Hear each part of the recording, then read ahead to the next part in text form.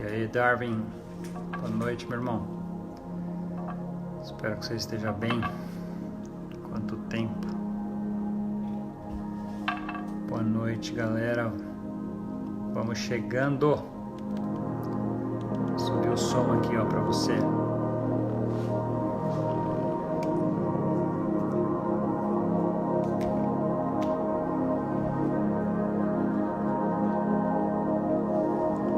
Ajustando aqui enquanto vocês vão entrando.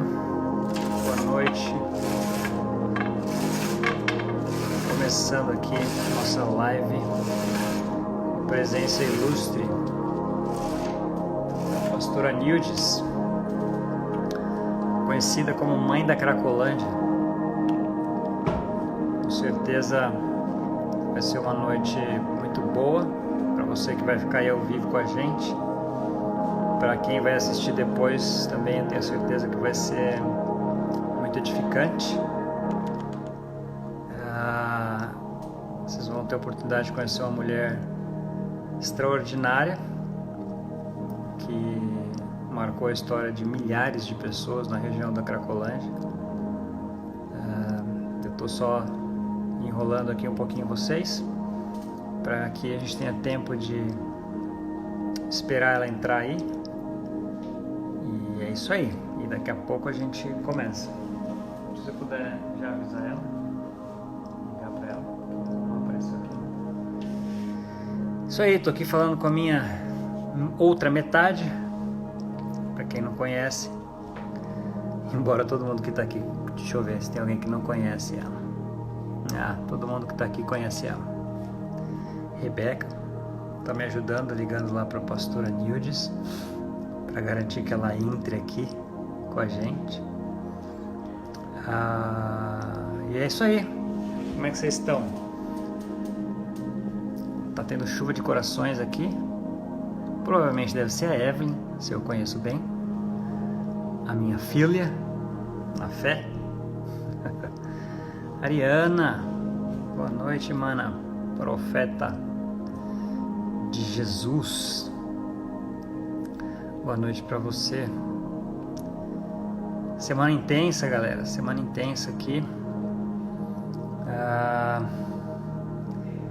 Vivendo um novo tempo, um tempo de muitos desafios, muitas lutas, ao mesmo tempo, em várias frentes, na vida profissional, na vida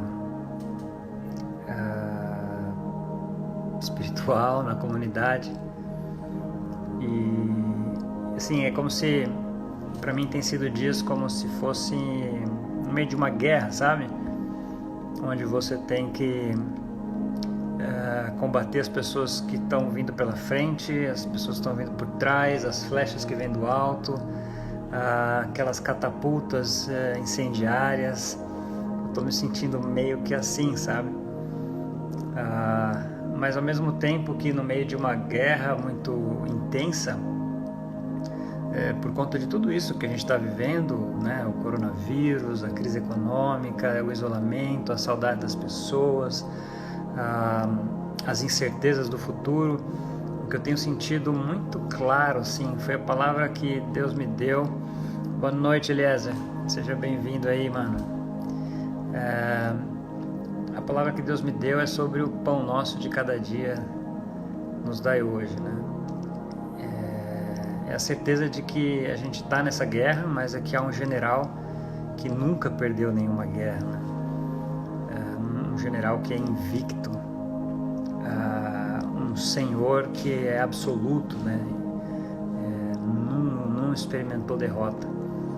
Então, nesse sentido, a gente se segura, nesse sentido a gente se estabiliza, nesse sentido a gente adquire a força, a resiliência, a coragem, a ousadia de continuar guerreando sem olhar para trás, continuar avançando nessa guerra. E sobre todas essas guerras que eu mencionei, sobre mim, sobre você, a certeza de que para o dia de hoje é um pão, ela é extraordinária, ela é renovadora, né? Ela é uma âncora, assim, é um porto seguro. Então, te encorajar com essa palavra, te encorajar a crer naquilo que as Escrituras dizem, de que o pão nosso já está preparado para hoje. E que para amanhã haverá também um outro pão nosso, né? E reforçando com Mateus 6:33, que diz: não estejam ansiosos por coisa nenhuma, basta cada dia o seu mal. E ele vem de um texto que antecede esse versículo, que é curioso, né? Ele compara a gente com pássaros, ele compara a gente com plantas, com aves, né? E ele confronta a nossa razão dizendo assim: se eu cuido de pássaros e plantas com excelência tal que nem Salomão, em toda a sua riqueza e glória de conhecimento e sabedoria, teve a oportunidade de se vestir, quanto mais vocês depois da graça, quanto mais vocês comigo dentro de vocês, eu não vou cuidar de vocês. Então, de fato, as nossas ansiedades, as nossas angústias, as nossas inseguranças são lugares que não foram feitos para nós. As nossas guerras, as nossas lutas e dificuldades seguramente não são lugares onde a gente deve estar. A gente pode até passar por eles, mas não é um lugar para se estar. Então eu queria começar encorajando você nessa noite, nesse tempo de incertezas e inseguranças, que aí não é o teu lugar. O teu lugar é sentado à mesa, uma mesa onde Jesus senta, o próprio Deus senta com você todos os dias e te serve. Caminhar com Deus é ter a certeza de provisão, é ter a certeza de destino, é ter a certeza de que você existe para um propósito que só você pode cumprir, e a certeza de que jamais coisa alguma vai te faltar. Beleza? Deixa eu ver aqui com a minha outra metade como é que está a agenda da nossa pastora Nildes, que é a convidada especial dessa noite, dessa live, que pode ser assistida em qualquer outro dia depois. Ok, ela precisa me aceitar no Instagram, senão acho que ela não vê a live. Tá bom? É isso aí, galera.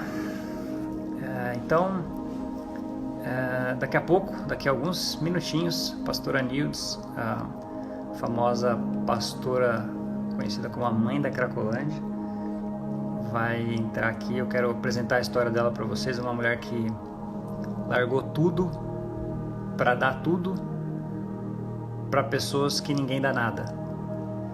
Quero que você tenha uma experiência sobre o que é de verdade igreja, onde a igreja que a gente não costuma frequentar alcança. Uma mulher que vive num contexto social que poucas pessoas no nosso país, poucas pessoas no mundo conhecem. A região da Cracolândia reúne ali, ela vai confirmar pra gente daqui a pouco os dados, mas a região da Cracolândia reúne ali uma média de 3.000 pessoas morando em situação de rua, e ela é a pastora dessa galera. Às vezes a gente reclama, né, da nossa circunstância, às vezes a gente reclama do pessoal da nossa comunidade, da nossa igreja, e a gente tem uma mulher que dedica a vida a pastorear dependente químico, prostituta, lésbica, homossexuais de toda ordem, dependentes químicos de todo tipo de droga. Então é realmente alguém que você merece e deve investir o seu tempo em conhecer. Se você quiser já ir adiantando alguma pergunta para ela está com alguma dificuldade lá tecnológica, a Rê está ajudando ela nesse momento a entrar aqui nessa live. Mas já manda sua pergunta sobre a vida dela, ou as dificuldades que ela pode estar enfrentando ali naquele contexto. Eu conheci ela há uns 10 anos atrás. Ela estava numa situação bastante complicada, financeira e ministerialmente falando, né, servindo a uma denominação, e ali Deus nos fundiu de uma tal forma, e dali a gente nunca mais se desconectou. Eu falo que ela é a minha pastora e ela fala que eu sou o pastor dela. Ela é mãe de 2 filhas biológicas e 2 por adoção, por opção dela, 2 crianças que estavam em situação de vulnerabilidade, que ela abraçou. Ela entrou aqui, ó. Deixa eu já chamar ela para entrar com a gente aqui.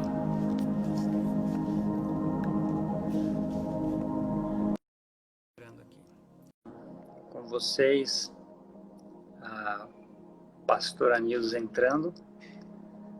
Vamos aguardar mais uns segundinhos e vocês já vão conhecer o rosto angelical dessa mulher maravilhosa. Ai, ai, ai. Essa é minha pastora Nildes. E aí, meu pastor? Como é que tá, minha pastora? Tudo bem? Agora melhor, né? Vendo um anjo de Deus que vive na terra. Eita!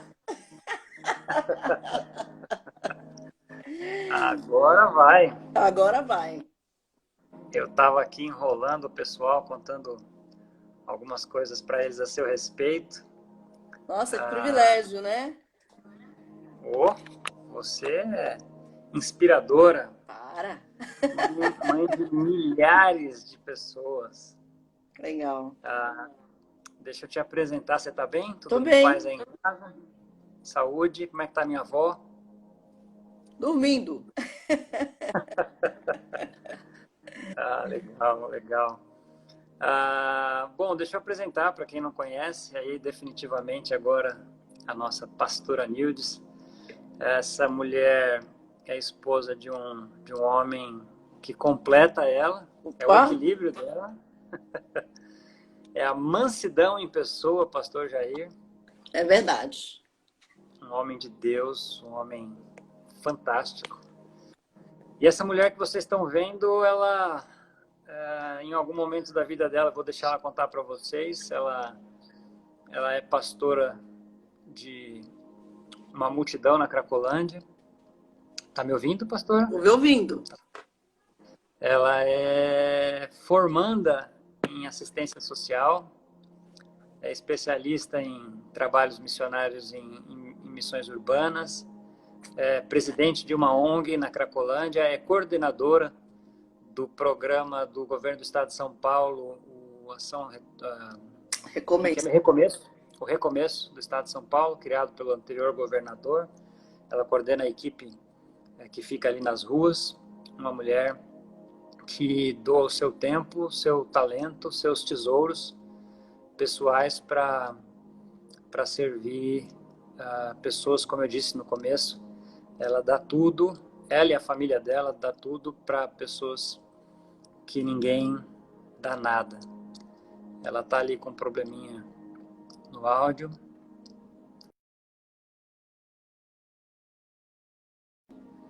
Vamos aguardar um pouquinho. Caiu. Esses são os desafios da live. A Raquel aqui está saudando ela. A Raquel e o Fábio são do Rio de Janeiro. A Alana, uma profeta de Deus, uma amiga que a internet fez também, elogiando os feitos da pastora Nildes, no sentido dela ser uma mulher inspiradora, de um coração enorme. Vou só aguardar aqui a Nildes voltar, já está voltando. Pronto, daqui a pouco ela está de volta. Isso daí. Vou deixar ela se apresentar mais para vocês. Pronto, voltou. Mas vamos lá, já fiz uma introdução bem pequenininha sobre quem você é e o que você faz. mas eu queria que você se apresentasse aí, a pergunta que eu te faço de cara, e aí você já pode se apresentar contando um pouquinho da sua história, é como Jesus entrou na sua história, como Jesus entrou no seu caminho, quem era a Nildes, o que aconteceu com ela até Jesus encontrar, e aí depois eu vou te perguntando depois, conta para nós. Legal. Boa noite, gente. É sempre um prazer, um privilégio poder compartilhar de experiências, né? A Nildes, ela tem uma história bem, bem intensa, né? Eu sou baiana, sou de Salvador e cheguei aqui em São Paulo em 2005 e literalmente a gente, junto com o meu esposo, a gente veio morar aqui na região central de São Paulo, mais conhecido como Cracolândia. Nós temos um chamado missionário, a gente veio pela igreja e até então era um projeto de fundar uma base missionária. Isso aconteceu de 2005 até 2012, foi possível fazer isso, mas o nosso chamado sempre foi para fora, né? Eu sempre vi a importância de cuidar das pessoas fora das quatro paredes, né? Para a rua mesmo, e sentir essas pessoas, tocar, olhar, e sempre foi o meu desafio. E junto com meu esposo, a gente conseguiu fazer isso, e daí eu venho de uma família de 8 irmãos, né? Uma boa parte dos meus irmãos, eles cresceram um pouco afastado. Eu sou filha de mãe solteira, minha mãe hoje tem 88 anos e uma guerreira, uma referência para mim, criar a gente com muita dificuldade. Eu nunca pensei que Deus pudesse nos tirar da nossa cidade natal, nos trazer para uma cidade gigantesca, com vários desafios, né? E chegar aqui a gente conseguir construir uma história, mas uma história em Deus, né? Uma história que só Ele mesmo pôde fazer. Então, tem feito, na verdade, né? Então, eu me sinto desafiada todos os dias a fazer coisas novas, a aprender. E a Nildes é intensa. Para a minha vida é uma correria diária, né? Eu trabalho também durante a semana, um projeto de saúde mental para dependentes químicos.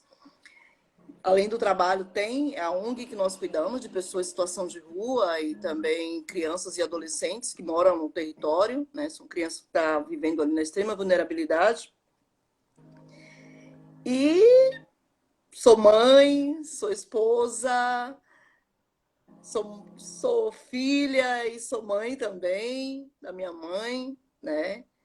Tenho 2 filhas, né? Também, e 4 filhos, na verdade, o Cauã, de 10, Rafael de 15, a Laís de 26 e a Thalita de 31 anos. Então, Não é respondendo assim a fácil. pergunta do pastor Juliano aí, a gente está aqui para trocar mesmo, né? Para compartilhar de tudo do nosso dia a dia. É isso. E como é que uma baiana e um baiano de Salvador, terra maravilhosa, linda e pacífica, encontram com Jesus no meio da juventude ali, da adolescência, em meio ao misticismo, né, às religiões afrodescendentes, da influência, né, das regiões afrodescendentes muito forte ali em Salvador. Como é que um casal, no meio desse contexto, encontra Jesus e vem parar em São Paulo? Conta um pouquinho dessa história, para o pessoal te conhecer melhor. O meu encontro com Jesus, né? Eu tive aos 16 anos de idade. Na verdade, eu venho de uma família que recebia orixás, né? Então, eu fui criada com a minha mãe um determinado tempo, e depois fui morar com o meu padrasto e a minha mãe. E as minhas irmãs, elas recebiam entidades, e com o passar do tempo, eu passei a receber entidades também. E eu cheguei a adorar esses deuses, achar que realmente esses deuses poderiam mudar a minha vida. E aí, aos 17 anos, eu tenho um encontro real com Jesus, né? Uma mudança uma história de amor, na verdade, que mudou a minha vida, né? Quando eu conheci o Jair, nem eu nem ele éramos conhecedores da palavra, e ele começou a ir para a igreja. E no dia dele aceitar Jesus, ele chegou para mim e falou assim: ó, eu vou servir a Jesus, e se você não mudar de vida, eu não vou poder mais continuar com você. E foi uma coisa assim muito radical, né? E eu disse, não, Aham. tipo, posso perder esse homem, né? Como assim? É para Jesus? E eu disse, eu também vou. Eu não queria nada com Deus, eu não conhecia Deus. E eu falei para ele, eu quero ir. Eu disse assim, vou enganar ele, eu falo que vou, e depois ele sai, esquece isso, e a gente vai ficar junto. E essa questão assim, de receber os orixás era muito louco, porque eu estava com ele e de repente não era eu, era uma entidade com ele. Ele pode contar melhor essas experiências, né? E eu lembro que quando ele disse para mim que ele estava indo para a igreja, que naquele dia ele ia se batizar, eu falei para ele, eu também vou, eu também quero me batizar. Mas assim, sem nenhum compromisso. E isso aconteceu, nosso batismo aconteceu 27 de setembro de 1983, lá em Salvador, na Praia Grande. Que beleza. E quando ele decidiu que ele ia descer as águas do batismo, eu falei para ele que eu também ia e que eu queria isso. Mas eu queria mesmo era estar com ele, não queria Jesus. E nesse dia que eu desci as águas do batismo, eu tive uma transformação na minha vida. Desde então, eu nunca mais larguei esse Deus. Foi uma experiência assim, incrível e que eu vivo até hoje. É só milagres, milagres e convicta da decisão que eu tomei em Deus. E Deus meio que, acho que Deus falou assim, ela acha que ela vai me enganar, que ela vai brincar. Deus já tinha um plano, né, na minha vida. Ele Aham. sabia o quanto era importante eu ter uma experiência com ele. E a minha experiência foi fantástica, porque eu ganhei um marido maravilhoso, um Deus inagualável, né? Um Deus que não posso comparar com ninguém, nem com nada, um Deus que mudou a minha vida. Ganhei 2 presentes nesse dia.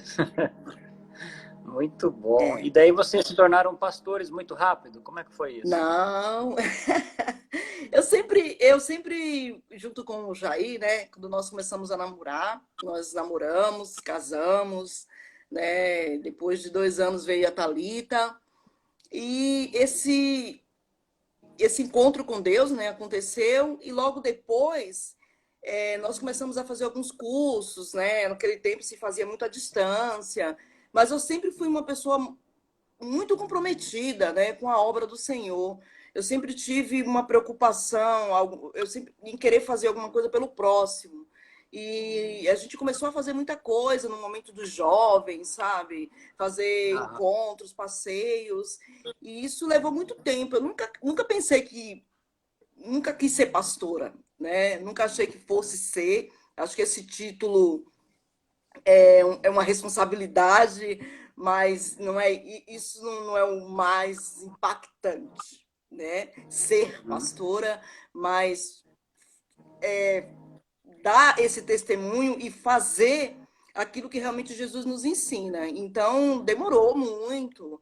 Eu lembro, nós nos batizamos em 83, nós fomos consagrados a obreiros credenciados dentro da categoria do ministério que nós fazemos parte, tem um período. Então, nesse tempo, nós estudamos, fizemos Instituto Teológico, né, que é uma preparação para isso. Então, nós nos tornamos obreiros por muito tempo. De 83, nós viemos a ser consagrados em 2000, né? Nós fomos consagrados numa convenção e de 2000 para lá, eu só ajudando no grupo jovem, nos trabalhos jovens. Em 2003 foi que nós fomos consagrados a pastores titulares de uma igreja que nós fundamos, né, do próprio ministério, mas em uma comunidade bem carente de Salvador, que é o bairro da Liberdade. E ali o Jair, ele se tornou pastor titular e eu me tornei o pastor auxiliar dele. Aham. E foi uma coisa assim muito por Deus também, não foi um desejo de ser pastor ou dizer assim, agora eu vou ser pastor, vou depender da obra. Não, tudo foi muito direcionado por Deus, né? E isso levou um certo tempo, sim, e até hoje é um aprendizado, e é um privilégio poder servir esse Deus. E onde é que foi que o caminho que saiu dos jovens e começou a entrar no social? Foi aí ou já foi aqui em São Paulo? Não, foi em Salvador. Já Quando começou em Salvador. esse trabalho já começou na juventude, nós fazendo algumas ações. Na igreja era tudo muito louco, né? Se a gente de repente soubesse que alguém queria casar e não tinha condição, então a gente já fazia alguma coisa para ajudar. Eu tenho hoje pessoas que a gente conseguiu casar. O meu casamento mesmo, foi um grupo de irmãos, né? Que nos ajudou, que comprou aliança, porque naquele tempo nós não tínhamos condição nem de fazer foto. Né? Hoje você tem um celular, mas naquele tempo não. Eu lembro que o meu pastor, ele pagou as fotos do nosso casamento e eu tenho um álbum até hoje porque ele nos deu de presente. Era tudo muito artificial, as flores eram feitas de papel crepom, não tinha, sabe, essas coisas que se tem hoje, né? Acho que eu quero casar de novo depois, tá? Assim, casamento dos anos, né, agora. Então, levou bastante tempo, né? E a gente já fazia esse trabalho com os jovens. E lá em Salvador, nós, quando assumimos a igreja, a gente foi para um bairro bem carente, onde tinha muitos jovens, mas também tinha uma necessidade muito grande. Então, foi aí que nós começamos a fazer um trabalho. A igreja começou praticamente tendo crianças, e dali foi chegando jovens, foi chegando pessoas, e vigílias, né? Eu sempre gostei muito de fazer vigílias, mas as vigílias era uma vigília muito contextualizada. Não era só uma vigília de oração, era uma vigília onde as pessoas iam de bermuda, onde os jovens iam à vontade, mas lá eles tinham um encontro com Deus muito grande, várias igrejas, né? Não tinha um padrão, né? Isso foi um momento que marcou a minha vida, o meu ministério na Bahia, né? Onde eu me tornei coordenadora estadual do ministério da nossa igreja, que é a Igreja do Evangelho Quadrangular na Bahia. Nós nos tornamos referência com vigílias, né? Porque era vigília para jovens, para todo mundo. Até os idosos que iam gostavam. Nós tínhamos coreografias, tínhamos momentos de reflexão, tínhamos leitura da palavra, tinha oração, tinha muito louvor. Então, isso fez com que os jovens se aproximassem mais de Deus. Muito bom. Então, se eu entendi, essa preocupação com o social começou na preocupação com o outro, com aquele Sim, que estava perto. sim, com É quem estava isso. perto. Então, a gente começou a ver as necessidades das pessoas. Era desde colocar um bloco na parede, de levar para o médico. Isso começamos a fazer na comunidade mesmo, onde nós fundamos a Aham. igreja. Então, o dia que a gente achava que o culto não estava bom dentro da igreja, a gente fazia na rua. Muito louco, a gente pegava as cadeiras, botava tudo na rua, e o pessoal falava, nossa, essa pastora é maluca, como assim fazer culto na rua? Então, os diaconistas ficavam tudo assim com medo até, né? E Ah, nós fazíamos na rua, então o dia que não estava legal, se tivesse de uma igreja, a gente fechava a igreja e ia naquela igreja, e, uhum. e visão de reino mesmo, né? Eu sou muito Aham. assim, nunca fui presa a denominação, a paredes. Eu acho que o reino é isso, é você poder estar em todos os lugares e proclamar o reino de Deus. Amém. E como é que um casal com 2 filhos já nas costas veio parar na Cracolândia, na época conhecida como a Boca do Lixo, Eita, no olho do furacão, em São Paulo? Conta pra gente, rapidinho. pastor. Quando a gente recebeu o convite, né, para vir para São Paulo, e nós não tínhamos ideia do que realmente assim era. A gente recebeu um convite para conhecer São Paulo. Se falava muito da Boca do Lixo, mas eu não entendia que lixo que era esse. Eu imaginava que era um lixão, um lugar onde pudesse fazer uma reciclagem, onde fosse fazer algum trabalho ministerial. Era isso que eu imaginava. E na época, o conselho da nossa igreja, eles procurava casais no Brasil inteiro. que pudessem aceitar o desafio de morar na Cracolândia e fundar essa base missionária, treinar pessoas da igreja na área de evangelismo urbano. Você nunca imaginou que a boca de lixo era uma boca de lixo do que a sociedade chama de lixo humano, né? Não, nunca. Nunca passou pela minha cabeça que fosse isso. E aí, quando a gente aceita esse desafio de vir para São Paulo e nós começamos a andar nas ruas ali da Cracolândia, né? Ali da Luz, Estação da Luz, e ver a degradação, o meu coração começou a queimar. Eu lembro que eu andava nas ruas e eu chegava para o meu esposo e falava assim, amor, você sente alguma coisa? Ele falou, não estou sentindo nada. Ele, sabe, ele sempre achou que não queria sair da cidade, da nossa cidade para vir para cá. Então eu sentia uma necessidade, um queimor, algo assim inexplicável. Só Deus pode explicar realmente o que nós estávamos sentindo naquele momento. E quando ficou certo da gente vir para São Paulo, eu tinha certeza que Deus nos queria aqui onde nós estávamos. Não foi algo imposto pelo homem, foi Deus que nos trouxe realmente, porque houve uma confirmação. O Jair, ele trabalhava no Banco do Brasil, ele era segurança no Banco do Brasil há muitos anos. Eu também trabalhava, nós estávamos pastoreando uma igreja, estava num momento muito bom do nosso ministério na Bahia, né? Isso eu falo porque é verdade. E quando Deus nos chamou para São Paulo e a gente chega aqui e vê toda essa situação,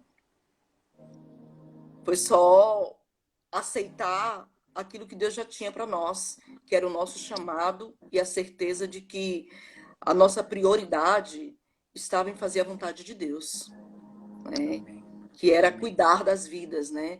Que as pessoas, o lixo que eu vi ali eram pessoas, pessoas invisíveis, pessoas que a sociedade quer jogar embaixo do tapete, pessoas que não tinham com quem conversar, com quem falar, e a nossa experiência em cuidar dessas pessoas foi marcante e continua sendo marcante até hoje. Você foi trazida para cá, para encurtar um pouco a história, para um projeto de treinamento missionário, não foi Sim, necessariamente para o social, né? não, Mas, como você estava falando até agora há pouco, o social nunca se afastou de você, né? Onde não, a sua família viu uma necessidade, vocês corriam para resolver. Como sim, foi essa... Porque o trabalho depois, ele se tornou social. sim. Quando foi que passou da missão e o social começou a ficar forte? Quando eu nunca, na minha cidade, eu nunca tinha visto pessoas usando drogas ao mesmo tempo. Muita gente, como a Uhum. gente vê aqui na região central de São Paulo. E isso começou quando uma mulher, ela foi violentada em um programa que ela foi fazer. Ela era uma garota de programa, ela foi violentamente espancada e nessa violência ela foi parar no hospital, porque nós chegamos a socorrer essa mulher. E nesse hospital, numa conversa com assistente social, ela perguntou que nós éramos dessa mulher e eu falei que nós éramos vizinhos e nós éramos pastores. E quando a gente falou que era pastor, eles ficaram, como assim? Acho que eles nunca tinham visto, assim, ouvido falar com pastores morando dentro da Cracolândia, cuidando de pessoas, assim. A ideia que eles tinham eram pastores dentro da igreja, assim, pregando ali, não ali no meio. E aquela mulher, ali naquele momento, ela ouviu. Até então nós não tínhamos dito que nós éramos pastores. E essa palavra foi o suficiente para ela chegar na Cracolândia e passar para todo mundo. Que ali tinha um casal de pastores que, se precisasse, ajudaria porque ajudou ela, né? E ali foi o suficiente para um passar para o outro. E todas as necessidades dessas pessoas, eles terminavam nos procurando. Era guardar um documento, era um telefone de uma família, era algo importante para eles que eles não queriam perder, dava para a pastora, para o pastor. Era um RG que eles não queriam perder, ficava com a xerox que dava para a pastora. Aí nós criamos uma pasta e nessa pasta a gente passou a guardar tem pessoas que eu não vejo há 10 anos, mas nós ainda temos coisas guardadas dessas pessoas com a esperança de encontrar. Já tivemos a felicidade de encontrar pessoas que foram presas, que voltou para a família, que nos achou pela internet. E a gente fala assim, olha, eu estou com sua carteira de trabalho guardada, estou com a sua certidão de nascimento. Então, se tornou forte a partir desse momento. Quando foi que eles passaram a te chamar de mãe? Quem está nos assistindo e não conhece a Nildes, quando você tem a oportunidade de andar com ela no fluxo, ali pela região central, você vai ouvir as pessoas chamando ela de duas coisas, ou de pastora ou de mãe. E quando eu falo pessoas, eu não falo pessoas como você, que está com o celular nos assistindo num lugar confortável. Eu falo de pessoas que são viciadas em crack, travestis, transexuais, dependentes químicos, moradores em situação de rua. Eu falo do tipo de pessoa que não costuma chamar as pessoas de um modo carinhoso. E quando foi, pastor, que passaram a te chamar de mãe? Quando eles viram que podiam confiar em mim, quando todas as vezes que eles me procuraram, eu nunca julguei, né? E sempre procurei ouvir, né, o que eles tinham para falar. Isso é um referencial. Eu acho que a empatia, eu acho que também se colocar realmente na mesma situação, ter um olhar humano para eles, né? É interessante até para as pessoas que estão nos ouvindo que vocês talvez... A gente nunca entrou assim na Cracolândia com Bíblia, né? Pregando. E eles vêm pedir para nós, pastora, ora por mim, ora aqui por mim nesse momento. E nós sempre respeitamos. Eu acho que isso também se tornou muito forte, é o respeito. Respeitar a pessoa na condição que está. Né? A condição que ele está é uma condição de situação de rua, é uma condição de estar na dependência química naquele momento. Então, é respeitar essa situação que ele está. Né? Então, isso para mim é algo que eu levo comigo até hoje, né? Que é esse respeito, o vínculo estabelecido também é fundamental para a recuperação dessas pessoas. E é o que a gente tem. Então, eles confiam. Me chamam de mãe, me chamam de tia, me chamam de pastora. E as pessoas olham, às vezes passam um dependente químico muito sujo até, e de repente eu digo, mãe. Aí as pessoas olham assim, é seu filho? Eu falo, é meu filho do coração, é meu filho. Então, assim, não tem preço. E eu chamo eles de filho, né? Eu muitas vezes cumprimento eles como família, mesmo a gente vendo essa transferência. Eu hoje, como futura assistente social, sei o quanto é importante separar essa questão do vínculo, mas é um vínculo diferente, né? O que eu dou para eles é diferente. Vai além, eu não consigo explicar. Não é uma coisa que eu faço, é Deus que nos impulsiona a fazer. Então, é família, né? A gente se cumprimenta assim, como família. Que lindo isso, é extraordinário, né? É difícil mesmo das pessoas compreenderem sem verem nos olhos deles e no seu o abraço do cara que está cheirando muito mal, Sim. a mulher que está urinada, né? Sangrando e você ali abraçando eles. A gente chegou, né? Eu tenho brincado com as pessoas depois que esse canal que a gente está fazendo é da INC, né? Da Igreja Sim. no Cinema. Mas eu falo que antes da INC, Igreja no Cinema, eu já tinha uma INC com você, que era Igreja na Cracolândia. Sim, é verdade. A gente E fundou é uma igreja mesmo. ali. É o evangelho do Senhor sendo espalhado ali. Nós temos várias pessoas levando a palavra. Hoje mesmo, antes de chegar, eu estava com alguns alunos da faculdade, nós estávamos dando uma palestra e eu andei com alguns alunos E eles ficaram assim impactados de ver o respeito deles para comigo e de até guardar o cachimbo no momento que eu estou passando, ou falar assim, a pastora está passando, ou vir me cumprimentar. E esse afastamento social hoje, de não poder tocar, abraçar, que sempre foi o que nós fizemos, eu tenho explicado para eles que é por pouco tempo isso, porque lá funciona muito essa questão do abraço, do toque de mão, e eu falo para eles hoje que pastora, e eles esquecem, não, pastora, é o Covid, né? Eu falei, filha, a gente não pode hoje estar assim, mas isso vai passar. Né? E o Amém. quanto que isso é o toque, né? O abraço, o aperto de mão, o quanto que é importante. Não é muita coisa que nós damos para eles. É um bom dia, é uma boa tarde, é um Deus te abençoe, você vai conseguir. Essas palavras fazem muita diferença na vida dessas pessoas. Amém. Estava falando da igreja na Cracolândia, né, da INC. Você já veio, assim como eu, de um sistema religioso bastante opressor, bastante Sim. injusto, bastante escravizante, né, de abuso religioso, assim como eu, assim como muita gente, acho que quase todo mundo que é cristão há algum tempo já sofreu abuso religioso, já participou da denominação de uma maneira não saudável, né? E a gente teve a oportunidade de fazer igreja aí por um tempo. Você também faz até hoje, né? Todos os dias. Eu queria que você desse a sua definição de o que é igreja para você. É a igreja de Cristo, não a denominação. O que é A igreja para você? igreja para mim é você se despedir de você mesmo, é você você não esperar nada em troca, é você Amém. fazer o que Jesus fez. E eu tenho certeza que se Jesus estivesse aqui, até ele estaria numa Cracolândia, ele estaria em lugares onde essas pessoas estão, sem julgamento.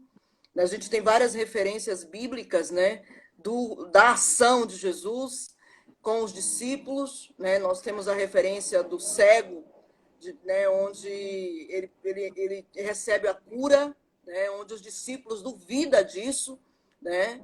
Nós temos várias referências bíblicas do poder de Deus. E eu vejo isso hoje, né? Deus ele continua operando milagres. Ontem eu recebi uma ligação de uma menina que ela estava praticamente esquizofrênica dentro da Cracolândia. Nós, assim, pelos olhos naturais, a gente olhava e dizia assim, não tem jeito. E, de repente, eu me surpreendo com uma ligação de uma menina que sumiu por um ano. Eu achei que ela tinha morrido, eu não sabia o que tinha acontecido com ela. E, de repente, ela consegue o nosso telefone com uma pessoa. Ela fala assim, a senhora lembra de mim? Me manda foto. E é uma menina que está hoje casada, restaurada, mudada, com um filhinho. E eu disse, meu Deus, é isso que me motiva, é isso que é reino, é isso que é você fazer a obra do Senhor, mostrar um Deus que não é um carrasco, que não é um Deus que está com o pauzinho ali o tempo todo te condenando, te culpando. E eu procuro mostrar esse Jesus porque 90% das pessoas que estão na Cracolândia, ou passaram, ou estão em situação de rua, passou por uma igreja. E quando você vai conversar com eles, eles são muito machucados, eles estão muito feridos. E, de repente, você apresenta o Jesus. Eu não estou dizendo que o Jesus que está nas igrejas não é o Jesus que eu creio, mas é a forma como apresentaram para eles. É muito fácil você falar que Jesus é amor e você não viver esse amor. É muito fácil você abrir a sua boca, Jesus te ama e você não há. E você, a pessoa precisar de um cobertor e você dizer, olha, Jesus te ama e vai para casa. Não, não é assim. Então, para mim, isso é igreja. Igreja não é só você ir no culto, adorar a Deus, receber um avivamento, soltar de alegria, enquanto tem alguém do teu lado sofrendo, precisando, e você não fala desse amor, e você não fala dessa igreja que somos nós. Né? Nós somos seguidores de Cristo, somos testemunha realmente de Cristo, então nós temos que viver isso. E tem um versículo que eu gosto muito, que está em 2 Coríntios 12, 15, que é uma referência para mim, né? Mostra. né? E quando eu entendi o meu verdadeiro chamado, quando eu entendi verdadeiramente o que Paulo representa hoje para nós missionários, eu disse, eu quero isso gravado em mim, porque ele fala, eu de muito boa vontade gastarei e me deixarei gastar pelas vossas vidas. Ainda que Meu Deus. amando-vos cada vez mais, seja eu menos amado. Meu Deus. Eu, eu, eu, eu penso que não importa para mim se ele merece, se ele não merece, eu vou obedecer, eu vou fazer. Se é usuário, se não é usuário, se é traficante, não importa. Todos que chegam perto de nós podemos abençoar, dar uma palavra. Esse é o nosso papel. E é isso que faz a diferença. Eu acho que isso é igreja. É igreja, isso é reino. Eu não estou presa a placas, a denominações. Eu quero fazer a vontade de Deus. E eu sei que eu quebro tabus, eu sei que muitas vezes posso até ser criticada, mas eu quero implantar o reino, eu quero falar de Deus. E falar de Deus não é só em palavras, é dar a sua própria vida em prol daqueles que merecem. E nós estamos dispostos mesmo a dar a nossa própria vida, porque é isso que é ser cristão, é isso que é ser igreja. É você realmente não se preocupar só com aqueles que estão dentro da igreja, mas com aqueles que estão lá fora. É isso. Meu Deus. Meu Deus. É tão longe da realidade da maioria das pessoas que o número de pessoas assistindo até caiu depois dessa frase. Isso é tão verdade que você vive.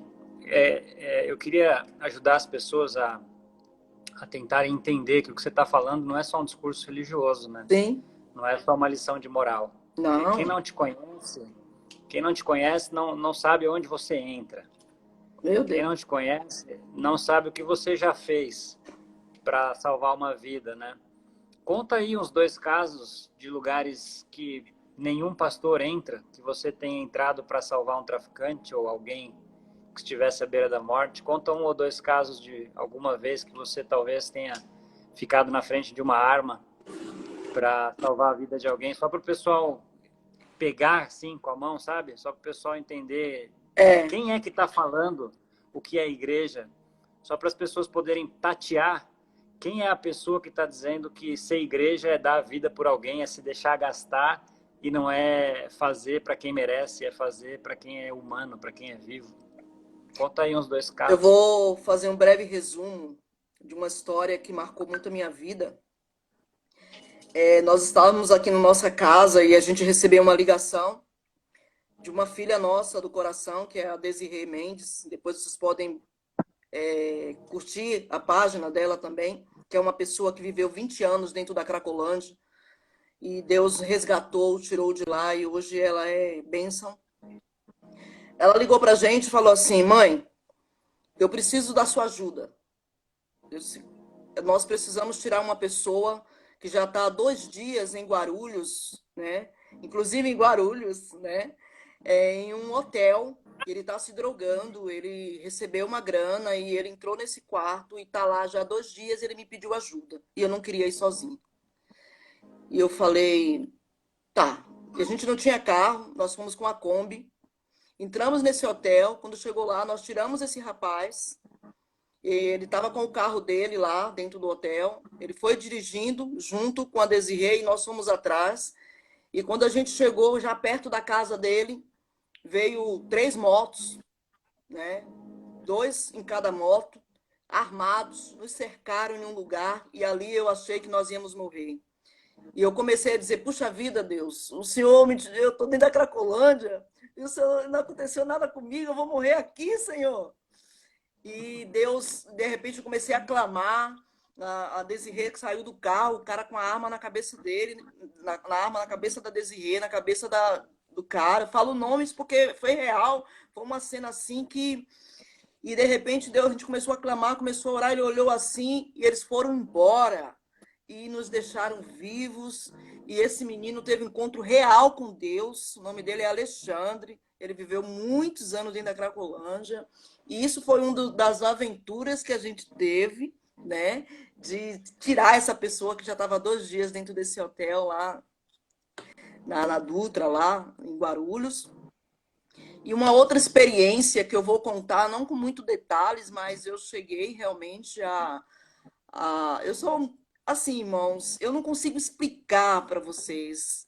É algo muito de Deus, assim. Todos os cuidados, as proteções que nós tivemos foi muito e temos tido porque é Deus conosco realmente. Nós já chegamos a salvar algumas pessoas realmente da morte, sabe? Coisas assim muito pesadas, de as pessoas serem condenadas injustamente e até pessoas que tinham culpa. E da pessoa chegar, o traficante até dizer assim, ó, pastora, cuida aí. Se mudar de vida aí já tá bom. E a gente já teve lugares que a gente já foi mesmo assim, mas tudo isso eu quero dizer para vocês que acontece. Não é porque é a pastora Nildes, não é porque é o pastor Jair.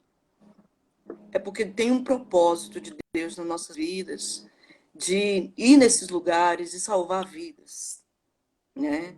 Então nós já passamos por muitas coisas mesmo. Que até por questão de cuidado, eu não vou entrar em muitos detalhes, porque vocês não conseguem mensurar o que realmente a gente já viveu e vive diariamente aqui, diariamente. Assim, aqui nos lugares para onde Deus manda, a gente tem tido experiências incríveis. E eu não estou contando isso para me engrandecer, mas eu quero que você seja estimulado, eu quero que você se anime no Senhor, que você não fique preocupado com o que está acontecendo, mas que você possa fazer dentro das suas limitações, mas que você possa expandir o reino de Deus. Né? É muito louco, a pastora Nildes, pastor Jair, nós temos 2 filhos que é do coração, nós temos esse trabalho intenso com as pessoas, e temos a nossa família lá na Bahia também, que Deus está cuidando, e eu tenho certeza que Deus nos trouxe para cá para que o reino dele fosse também expandido aqui. Né? Isso não é uma vaidade, isso não me deixa mais importante e não é fama, não é nada disso que nos importa. Quem nos conhece no dia a dia sabe. E o pastor Juliano, ele é uma pessoa que está conosco há muitos anos e jamais até ele chamaria para fazer se ele não nos conhecesse, a nossa índole. Então, eu quero que você que está ouvindo, que está participando dessa live, que você possa conhecer a nossa história, o nosso trabalho e venha somar até conosco também, né? Eu deixo aqui o convite para vocês. Mas eu tenho histórias fantásticas, assim, do amor de Deus, sabe? Deus me surpreende todos os dias. E eu tenho mais é que agradecer, sabe? Já tive problemas de doenças até, de ficar doente, de achar que já tinha parado, aí Deus sempre acende uma chama dentro do meu coração. E quando eu ouço notícias de mudança e de pessoas que saíram e que está bem, como Franciele, Desirê, Bruno, Rafael, Gabriel, que estão me assistindo aí, que eu estou vendo umas lives, umas curtidas. Meu Deus do céu, não tem preço. Não tem preço. Eu, de muito boa vontade, não é por pressão, eu quero continuar fazendo a obra aí. Amém. São muitas histórias que eu sei que você não pode contar, mas que deixaria as pessoas aí de cabelo em pé. Puxa. Quantas vezes, né, que você já pôs a sua vida em risco para salvar alguém.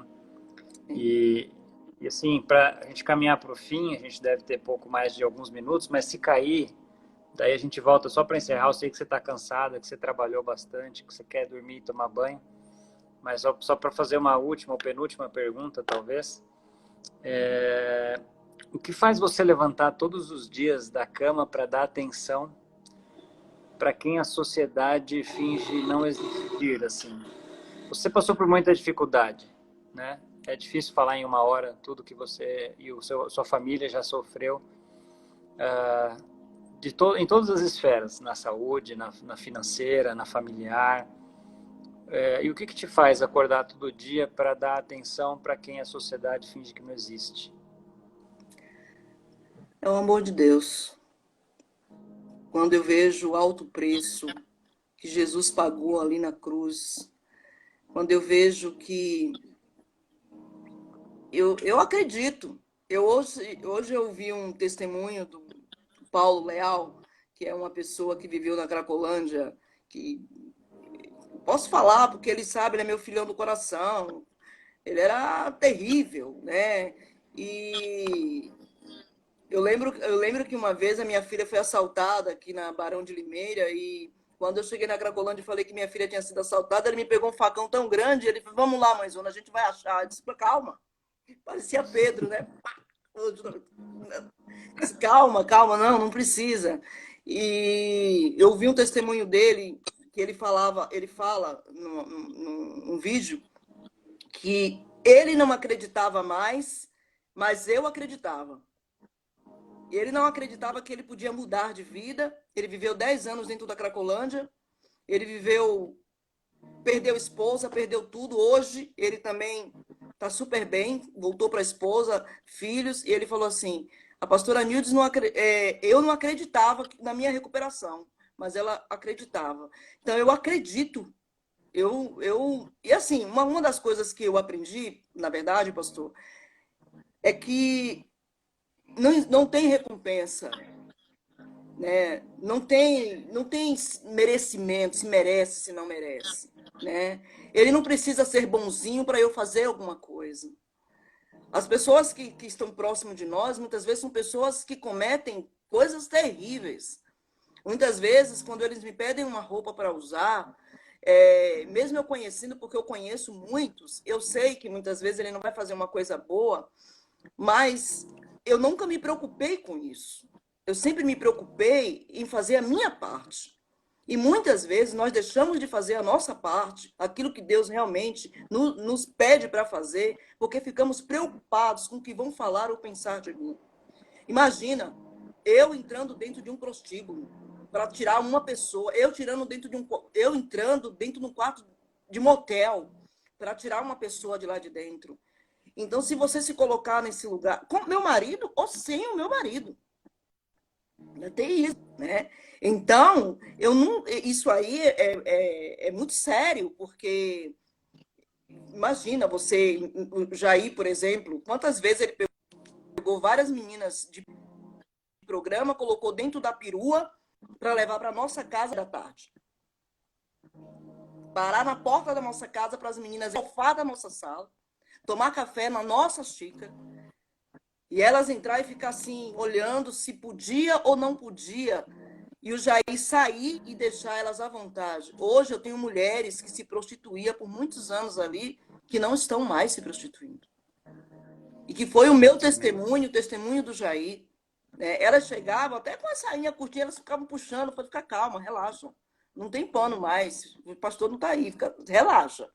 Então, assim, é muito gratificante servir a Deus assim, saber que o nosso Deus, ele é sensacional, ele não tem esse padrão, gente, sabe? Que a gente impõe. Quem transforma, quem faz é Deus, é o Espírito Santo do Senhor. Nós não temos o direito de moralizar e querer mudar as pessoas. Quem tem esse poder é Ele. Então, no tempo certo, há transformação. No tempo certo, há mudança. E eles falam, poxa, A menina falou ontem, eu quero agradecer a vocês porque o seu marido, ele teve muita paciência comigo. Eu até falei para o Jair, e naquele dia ela chamou você para fazer programa. Ele falou, não me lembro disso não. Eu disse, mas eu lembro. E aí ele falou assim, tá vendo como vale a pena? Ela estava usando drogas, e ela disse assim, eu quero agradecer a Deus porque o seu marido teve muita paciência e ele é uma referência para mim. Não tem Uau. preço. Deixa eu te falar, falta 25 segundos, vai cair aqui. Ei, Assim que cair, volte, que eu vou voltar a live de novo, daí você volta para uma consideração final. Não quero te alugar por mais do que esse tempo que eu já te aluguei. Se você fosse contar todas as suas histórias, dava mais de 2 horas aqui, dava vários dias.